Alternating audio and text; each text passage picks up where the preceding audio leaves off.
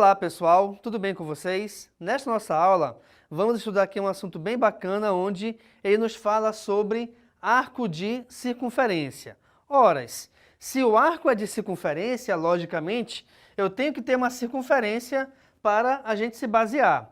Essa circunferência é essa parte circular, onde nela nós temos aqui um centro O. E também nessa circunferência, eu coloquei aqui para vocês 4 pontos pertencentes a ela: o ponto A, o ponto P, o ponto B e o ponto P', ok? Vamos aqui ao texto então, acompanhe comigo. A e B dividem a circunferência em duas partes. Então aqui eu tenho, olha lá, os pontos A e B. E aí eu tenho esses dois arcos, esse arco em azul e o arco de baixo que está em alaranjado, beleza? Além disso, vamos lá. Cada uma dessas partes é um arco de circunferência ou um arco, apenas um arco, né?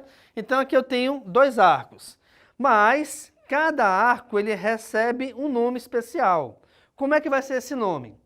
A e B são denominados extremidades do arco, ou seja, esses pontos A e B são justamente os pontos que determinam onde o arco começa e onde o arco termina, tá?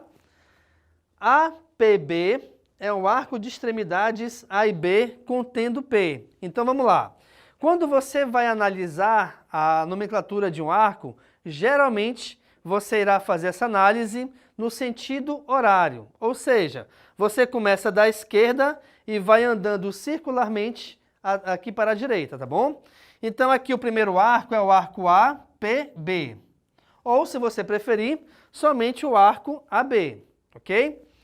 Aqui nós temos o arco A, P', ou arco de extremidades A e B contendo P'. Então aqui eu tenho o arco A, P' e B. É também um outro arco pertencente a essa circunferência. Mas cuidado, como eu lhes falei agora há pouco, geralmente você faz a nomenclatura desse arco no sentido horário. Então aqui eu posso ter o arco AB, e aqui embaixo eu vou ter o arco BA. Por que BA?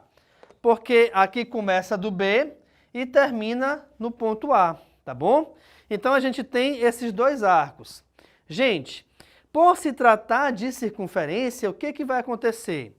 A angulação desses arcos, onde essa angulação ela é diretamente ligada com o centro O, a soma dessas angulações tem que ser igual a 360. Por quê? Porque aqui é uma circunferência, ou seja, eu estou dando aqui uma volta completa. E uma volta completa tem a angulação igual a 360 graus, ok? Continuando, a medida do ângulo AOB é igual à medida angular do arco AB. Vamos lá, o que é isso aqui? Essa medida desse ângulo, ela equivale à medida do ângulo, aliás, à medida do arco AB. Então, olha só, o ângulo AOB, a medida dele equivale ao arco AB.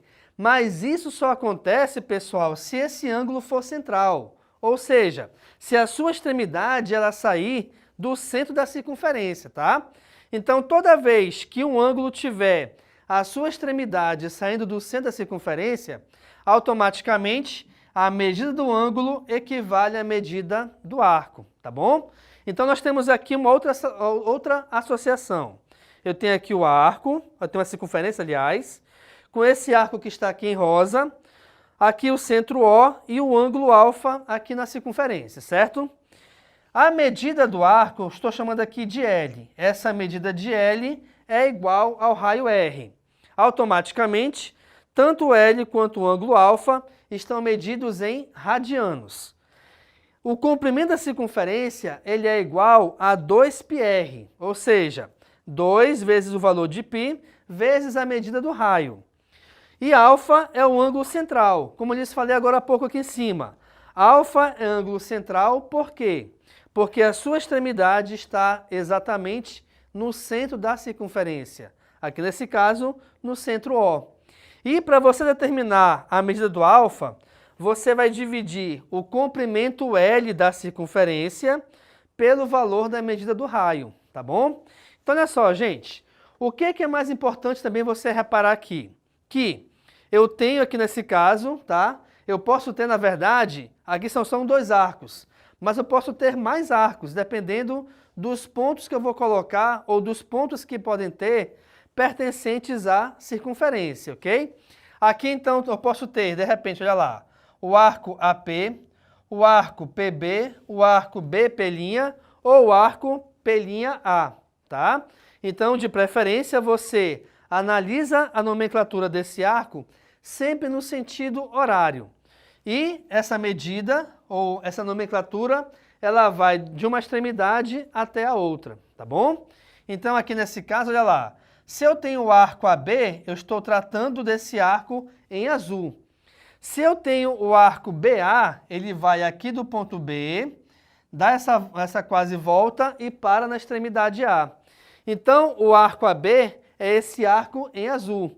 O arco BA é esse arco em alaranjado.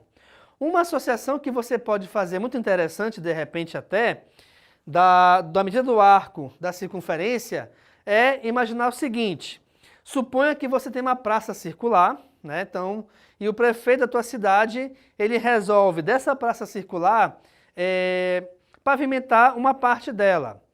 Como é que ele vai calcular essa pavimentação? Então imagine que ele tem aqui a angulação e eu tenho que pavimentar essa parte que está aqui em rosa. Logicamente que quanto maior é o ângulo central, maior vai ser a medida do arco.